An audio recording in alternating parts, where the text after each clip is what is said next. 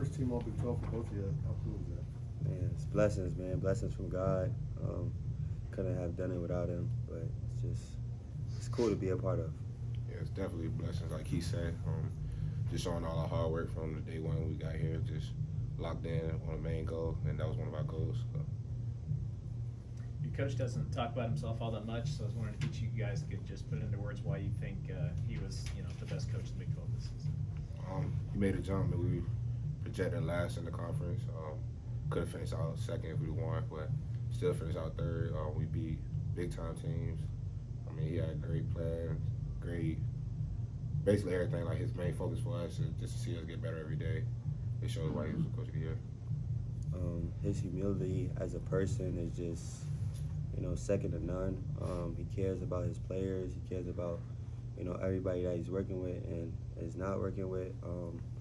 He's just a man of God. His purpose and his plan for us from day one was to see us grow as men and as basketball players. And, we all believed in him from day one. So just to see him get that award and just to see him get that recognition is pretty cool to see. But I know he probably said we got bigger goals, bigger, things ahead. So. What does his energy bring to the program? He's nonstop. Man, that's every day. I mean, he brings great energy, to practice and to life. He's just somebody that you could count on and look at, as a figure. So. Markquis, was there a particular buy-in moment that you had with this entire staff where you got these guys were the right move and the right position to be in for Kansas State basketball? I mean, from day one, Coach Tang getting the job, we spoke about what our plans were, for the team and for the season. And, he talked to me, and he was very transparent on what he, had set for us. And, that's the day I decided to buy in. Just, he's just so confident in what he wants his program to look like, what he wants his players to believe, and he's just a great man. Can't thank him enough for what he has changed this program to be. So. Keyontae, the coaches mentioned that there was a level kind of a challenge to you that come here wasn't going to be easy. What's your recollection of how that went before you made the move? I mean, before I made my move, I checked the roster out. I mean, I seen like what type of guys gonna be around me. I had a lot of talk with Keith and Keith's brother. He helped me to break down the scouts and like my pros and cons and stuff and things like that. And I feel like for me to get where I was wanting to go, I feel like the Big 12 was the best thing for me. They call us the Pro League, so I feel like me getting preseason player of the year, the SEC, I could showcase my talents in the Big 12 and show how I can play. And I mean, I did, just trusting my work, trusting my team. My team trusting in me, let me play my type of style, and the coaches did as well. Markquis, well, I'm curious as to the first day you saw him face to face. What was your message? Do you remember? My message was, I knew he had a lot of options on the board, and I wanted whatever was best for him. I told him, like he told me what his options were, and I was just trying to help him break things down. But I also, showed him how much we needed and wanted him here. And just from day one, we talked about our goals, talked about winning right away, not having this be like a rebuilding season. We talked about making first team, all Big 12, winning the Big 12 title, going to March Madness, and making a huge run there, and also our NBA goals. I mean, it was just broken down just like that, and we clicked right away, and ever since then it was history. How much did you know about his game before? I mean, he came here? Keyontae's been nice since he started playing basketball, so I always knew about him. He's preseason, SEC Player of the Year. So, I seen him on TV a couple times dunking and stuff. So. You you guys know TCU so well. What area is most important when you play against them specifically? Really transition, just limiting our turnovers. The first time we lost, we had a lot of turnovers, and they scored a lot of transition. So just try to come down and get good shots each possession, and then defensively, just limit some of their players. From a player's perspective, Markquis, what's the most difficult part of being in a conference tournament? Just how competitive it is, you know, from day one. I mean, you play, you know, top opponents every single day, who's going to bring, you know, their best shot. And it's our job to be ready, to be mentally prepared, you know, on each game and on every specific detail that it takes for us to win.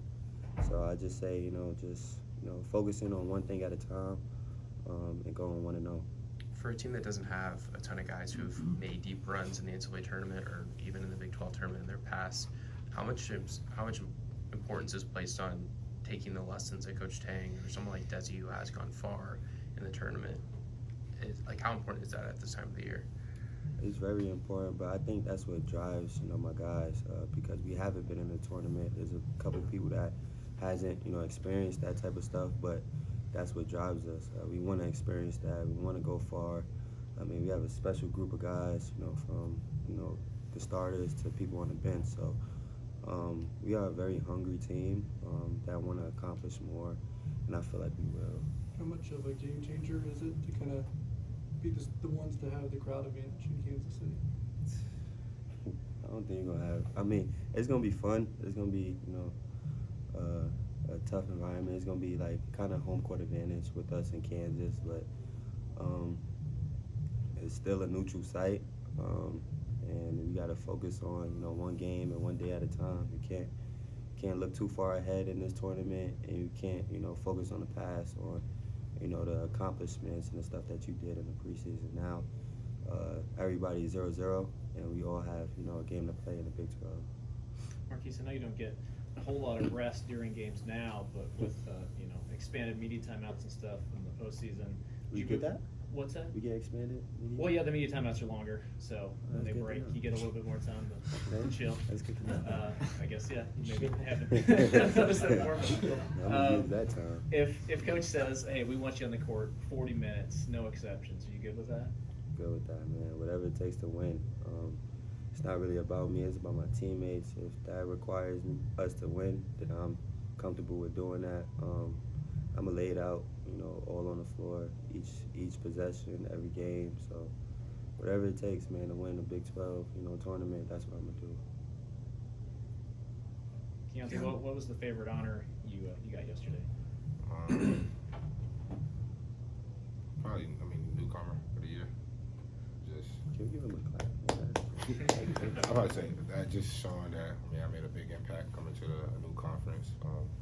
A lot of people said it would be like a dumb decision for me to come here and just try to rebuild and just to see like my work and the guys trusting me. I mean, if it won't be for them, I wouldn't be here. Coach Tang, we want to thank them for giving me the opportunity to showcase. In a sense, you know you're back. You know you're back to your old self. But does this kind of affirm that? Show outsiders that really? Nah, I guess once we win the championship and make a run in the tournament, then that'll show. Keyontae, when you look back at the journey, your whole collegiate journey to getting to this point, Big 12 newcomer of the year, what emotions did that moment were you feeling in that moment? When I found out, I called my parents first. It was just and talked to them. And my dad, he told me he was happy, proud of me. Usually always hard on me, so first time saying that, so we cried a little bit. But and then my mom, she was just there. We've been through a lot, just then thinking basketball come back around. So for me to come back out my first year and get that was just a blessing, really. Now that the regular season is over, for both of you, is there a moment that was a defining moment for each of you in the regular season? I feel like we focused on the Big 12 tournament. Like, we haven't had time to really reflect on, you know, how historic this run been, but we just, you know, focusing on, you know, That championship. that championship. After the season, I'm pretty sure we'll look back and reflect on, you know, what we had done, you know, in this year. So. Keyontae, was there a point during the season where you kind of felt like, okay, I'm all the way back now, or is it still an ongoing process? I say still ongoing. I feel like I'm playing with like more confidence. Normally just with my shooting, but I mean, probably the first 2 games of conference play, just seeing how physical it was, and then I was still doing what I was doing in non-conference. I mean, I felt good going to it. Keyontae, it appears Naquan has an expansive amount of skills. How has he shown the intangibles, moving without the ball, and made progress in that area as the season has gone on? He's been getting better every day. He's learning, just learning what to do off the ball, using his length, rebounding for some big possessions. I mean, he still has a lot that he can show that y'all haven't seen. Like, y'all be surprised, but I feel like he's just taking time. Like, he's just getting the feel of the conference and just learning. And it's all gonna come together for him.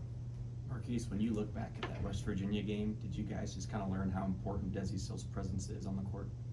I mean, yeah, we miss Desi a lot. You know, he brings that energy, that passion, and you know, that maturity to the team that, you know, we need. We definitely miss him versus West V, but we didn't get a chance to really, you know, look at it and, you know, focus on West V that much. Coach told us to watch it, so that's what we did, but we definitely miss him, you know, being out there with us.